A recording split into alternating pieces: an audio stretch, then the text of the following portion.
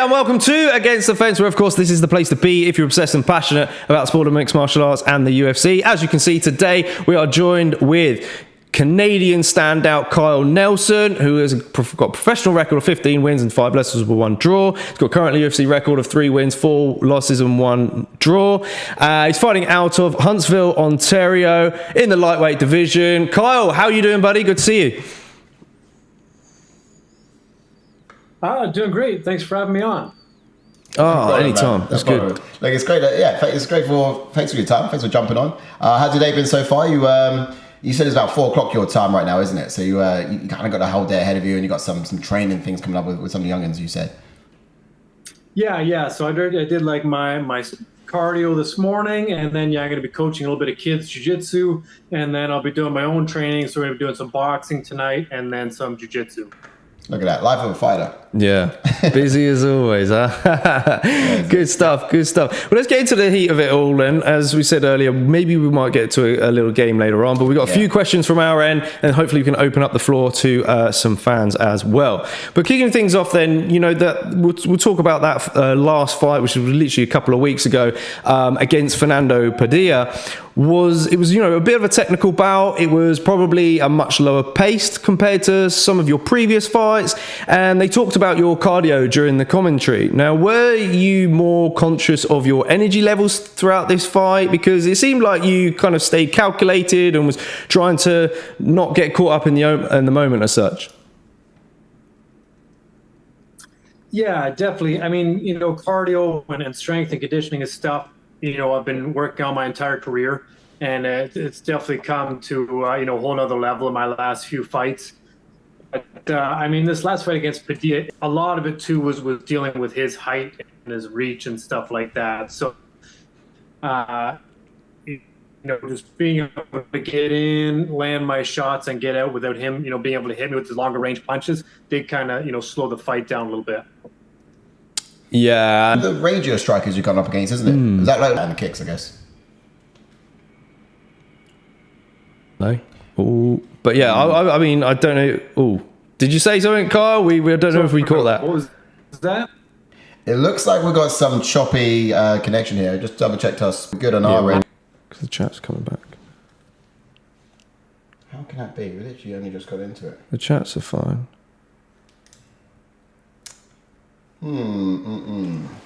Just quickly checking the. It seems to be. Are we still live? Yeah, we're still live. But hang on. Yeah, no, we're running fine. It looks like. Okay, we're back on now. I've got a contingency lined up just in case. All right, Kyle's back in. Guys, right. in the Whoa, chats, can you I hear think us we in got chats? there. We back? Sorry about that. That's unexplainable on my side. All right. Can you hear me? Kyle, yeah, that's better. Yeah, I think we're good. All right. Excellent connection. That was bizarre. Is it? That was strange. Tripped up. Yeah. A bit trippy there. Back into the thick of it. So yeah, that's technical difficulties. That's our we were talking about Padilla being a long rangey striker, and obviously he's hopefully that manages it. Carl, let's get some response from you. Let's check that delay again. Let's see if we can turn it around first and foremost. The wonderful thing about editing is we're going to try and edit as much of this out, and people will be like, "That's so strange." But hopefully everyone's keeping up, anyways. Yeah. In a little bit, we're going to have some live questions come in, Carl. You see, from your live audience that are watching and tuning in now, so they'll be able to ask you some straight up questions. So guys, get them ready and in the chat, so we'll call them out a bit later as well. And Carl will be here to talk about everything you guys want to talk about. So, yes. Yeah. All right, let's move on then. Let's get to the next one then. Now, you've fought 3 times this year. That's usually the maximum for fighters, I'd say. Are you looking to return to action early 2024? There has been a lot of talks about a possible pay-per-view event in Toronto. Can Canadian fans expect to see you on that card? Yeah, so I was looking to fight in December, or even the end of this year, to see if I could get 4 fights in this year.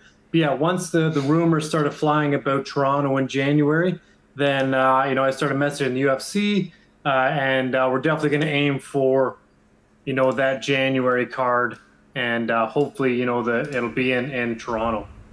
Oh man! All right, now that's exciting. We actually got this diehard Canadian fan on our side of the channel. His name's Tay. Big shout out to Tay. Yeah. And just to hear that is gonna, make him all sorts of aroused. I'm sure. Maybe he's going to make the trip. I'm guessing there's no possible opponent talks about yet. Then. I mean. No, like when my manager talked to UFC, we said we wanted Cub Swanson, so we'll see. They said they're working on it. So they never really give you like a yes or no until closer to the. But I know obviously after my last fight, I called Cub out. You did, and he kind of responded on Twitter. He said something like "I see you" or something like that. So I'm taking that as a yeah. So. And it sounds like he's in and I'm in. So, yeah, hopefully the UFC will put it together. All right, fingers crossed. But what is it about Cub's style that makes you want to fight him then? He's always, I've been watching him for years. Obviously, he's a legend in the UFC. And he's always an exciting fighter. He generally keeps it standing. He likes the striking. And he's always moving forward, staying busy. He's in the Hall of Fame for his fight with the Korean Superboy. So I just want to get like a nice fight like that. Like I'd like to... start working, my way up the ladder and fighting some legends or some guys that have been around the UFC for a little bit longer. And I think he's the kind of guy that would help me put on an exciting fight. Do you know what? You do have a pretty sickening work ethic when it comes down to it, Kyle, to be fair. What do you reckon will be the biggest problem that he's going to have to come up against when he steps into the octagon with you? It's true. I think it's going to be the power. I think at 45, I have a lot of power.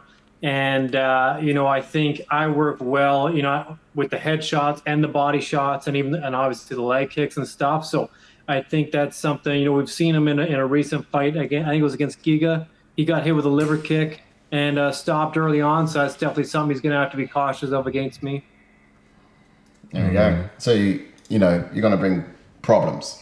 Problems. That's good. Now, the UFC returns to Abu Dhabi later on this year for UFC 294 Makhachev versus Oliveira. Now, what do you think will happen in that rematch? Because we've had two title changes in the last two pay-per-view events, and Oliveira claimed that he had a bit of an off night in that last one. What are your thoughts and what's your prediction? Oh, that's a good one. Yeah, I definitely think he had an off fight. Just seeing him, and since he's come back against Dariush and stuff, it definitely didn't look like Charles in that fight against Islam. But that being said, I still don't see a way for him to beat Islam. I think he'll put up a much better fight this time and, take it to some of the later rounds or maybe even to decision. But I still don't see him, finishing or beating Islam. So I think it's going to be a much more entertaining and a closer fight this time. But still, I think Islam's going to lead with the belt. Yeah, maybe a decision, you reckon? Because of distance, not so much a stoppage? Yeah. I think so. Yeah, it's going to be a bit of a problem if we get the same Charles Oliveira that just fought against Beneil Dariush. Like, he was on something. Yeah. And I think we could get that. Just I think Islam's going to be able to kind of slow down and nullify Charles' kind of striking earlier on. And then, Charles has got great jits off his back. I just don't see Islam falling into any submissions. So, it's true. Yeah, no, I can't see it either. I'm hoping for another Islam win personally, and then maybe they run it back with Volkanovski later on down the line. But I think Volk's going to have a problem against Ilia Topuria personally. What do you think of that potential fight? Yeah, that's definitely a tough one. I think Ilia's. He's a little bit shorter as well, like Volk. I think he's got kind of a similar style with the striking, like he throws, hard shots, good footwork and stuff like that. So the only spot I could see Volk maybe trying to get an edge on Ilia is maybe with some wrestling and some ground to pound. But again, I think this is definitely going to be one of Alexander's toughest fights. Yeah, for sure, absolutely. I think that as well. I think Ilya's going to give him a real good test. Yeah, look, Ilya's built different, isn't he? He's a Georgian fighter. We've seen the fighters that come out of that place. They're great, man. Like Merab Zavadishvili. Yeah, guy's an animal. So yeah, I don't doubt it's probably going to be one of his tougher ones to come. To be fair, but I quite like it, and I do actually like Oliveira too. I think I would like to see Oliveira beat Makhachev. I'm going to still say that I like it. I don't know if it's going to happen. We can dream. We can dream indeed. Should we get to some fan questions then? We've got any fan questions in the house? What have we got here? All right. So thanks for asking the questions. Basically, this is a fan segment where we're just going to see what the people have to say and what they want to ask you to, and we'll pop up on the screen as well, and we'll go through it. You probably see it in the chat, so if you've got YouTube running up next to it.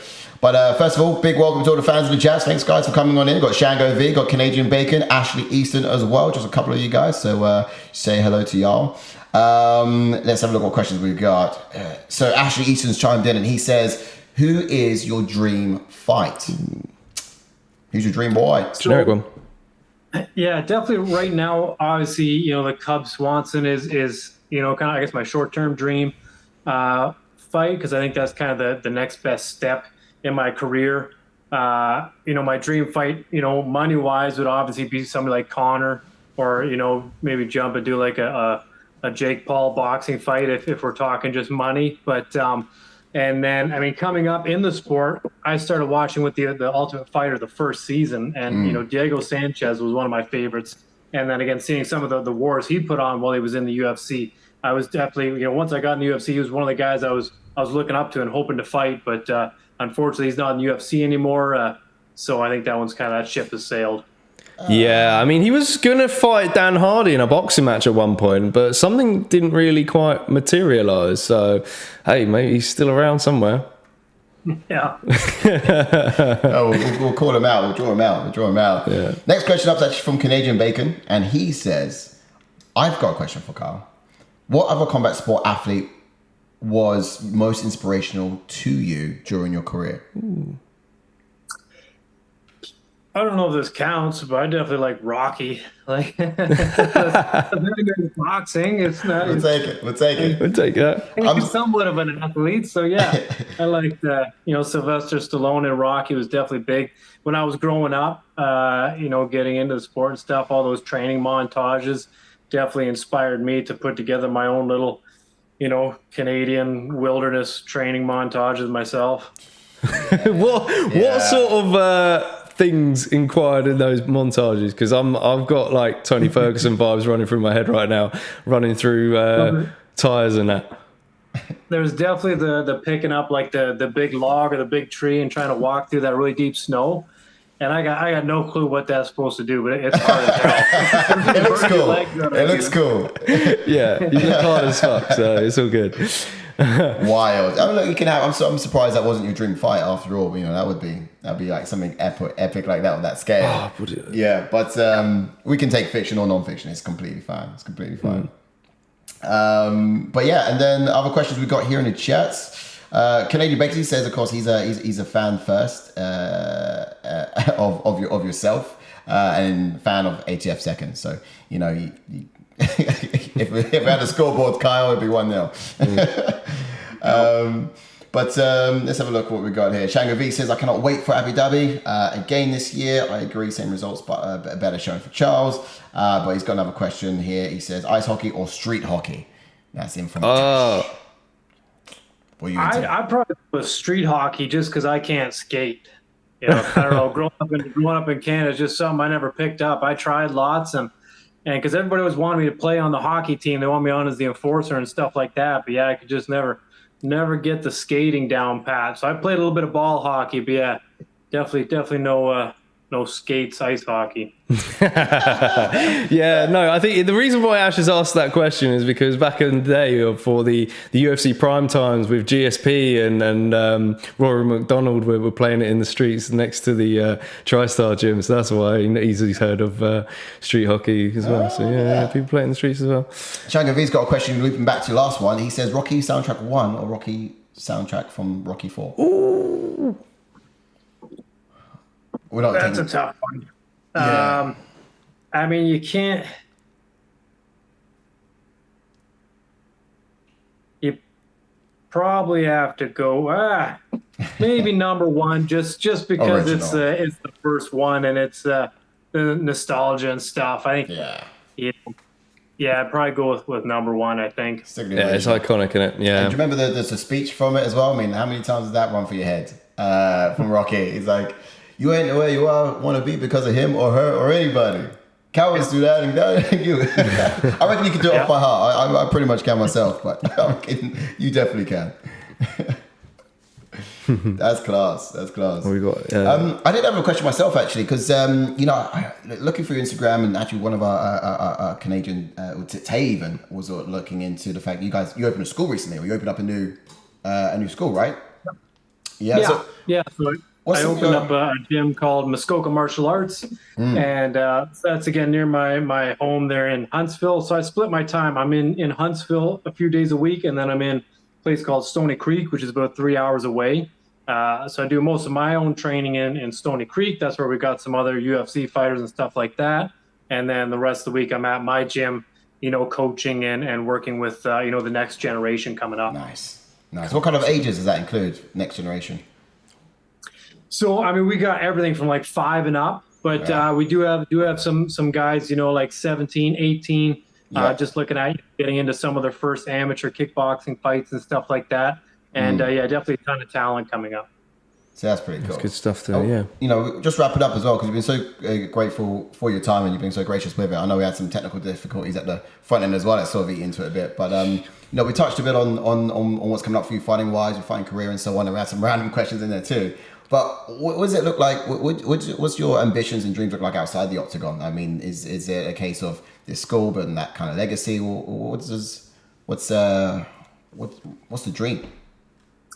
Yeah, I mean, definitely, getting continuing to build that gym. I'd like to open a second location. So Muskoka Martial Arts is in a place called Gravenhurst, which is about 40 minutes south of Huntsville. So I'd like to open another location in Huntsville once I've retired, from actively competing. Just build those gyms up to the point where, I don't have to get like a 9 to 5 or something. And career-wise, that's my goals there. And then, just life-wise, me and my fiance, we want to have, we're expecting a child now in March, but we'd like to have, possibly another 3 after that one. And then, we'd have, 4 kids between us. My 2 kids from our previous relationships, we'd have another 6 kids, and then, maybe do like a little bit of a homestead, have some chickens, maybe a cow or something, nice. Or, set something like that up. Wow. Damn, that's going to be a big old family one eventually then. I just know Ash, one of the other guys here over at ATF, is just sitting there just like looking at his family, just like, don't do it, Kyle. He's got like 18 kids already. But no, man, that's beautiful. Big families, I'm a one of 8, so I'm already, I myself from a big family. I've heard of all already, TV sets when they were younger at all, anything like that. But I just think it's lovely. You get like the big Christmases and stuff like that. It's pretty nice. And it's going to be a blessing, I guess. And challenging nonetheless. I mean, especially if you're adding like chickens and cows and, other sort of animals on top. Kids are like animals themselves. Take care of that. Yeah. Put them to work. Yeah. That's some honest stuff. Yeah, getting to do some honest things with their hands. Yeah, that'd be cool. Hey, look, I reckon you could probably have the Nelsons family or something like that. Like the Kardashians got their thing going on. I can see a show sort of spinning out of that. You guys have hello charisma, I reckon. But yeah, I think we're coming to the end of time now. I mean, what would usually come up next is a game. We've been a bit time poor because of some technical difficulties at the front end. But the game, how long would it take the game if we was to do it? 3 minutes? Probably not that long. Yeah, probably not that long, to be fair. How much have we got of your time left, Kyle? Are we stretching it? Yeah, I think we probably got another 10 or so minutes, I think. All right, groovy. All right. Okay, in that case, let's some emojis in the chat. Yep, let's wrap up and say goodbye to the people in the chats because the game will come up a separate piece of content and then another time. So thanks for joining us, guys. And of course, don't forget to hit the like on the video if you've not done so already. Hit that subscribe button as well if you're new to the channel. Yes. And we'll hopefully see you guys this weekend for... It's green. For Dawson versus green. That's the one. There we go. Fight card. It's been a while. I know exactly. I know this one. It's Dawson Green. Anyway, yeah, guys, thanks for your contributions. Thanks for your chats. Thanks for your questions. But that's Carl Nelson there, and we'll be back with some more footage after the game as well. So stay tuned, like the channel, and keep following so you can see when that content comes out. We'll see you later, guys. Ciao, ciao.